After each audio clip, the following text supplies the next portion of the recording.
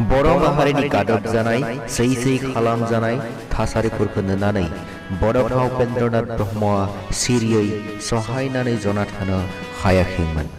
बेनिखायनो बर' सुबुंफोरखौ फोजाखांनो थाखाय सांग्रां खालामनो थाखाय जांख्रिखांनाय लाबोनायनि असिलायै गावनि थुनलाइ जांख्रिखां मुंनि खन्थाइयाव बिथाङा एरै लिरदों। जांख्रिखां बर' माहारि ग्रिद ग्रिद जांख्रिखां बर' माहारि, जांख्रिखां बर' सेंग्रा, जांख्रिखां बर' सिख्ला, बोराय बेन्थ बयबो जांख्रिखां हारिखौ लाखिनो बर'लेण्ड सोरजिनो।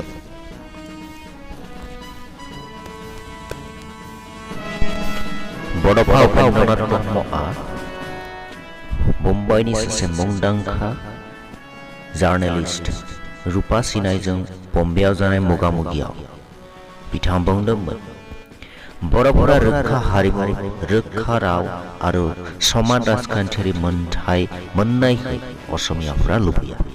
बिसोरो बर'फोरनि दावगानायखौ सहाय हाया। बर'फोरा गावसोरजों सरजाब जानानै गोमोरलांनायखौसो बिसोरो हास्थायो। बर'फोरनि रोखा सिनायथि थाजायैखौसो बिसोरो लुबैयो।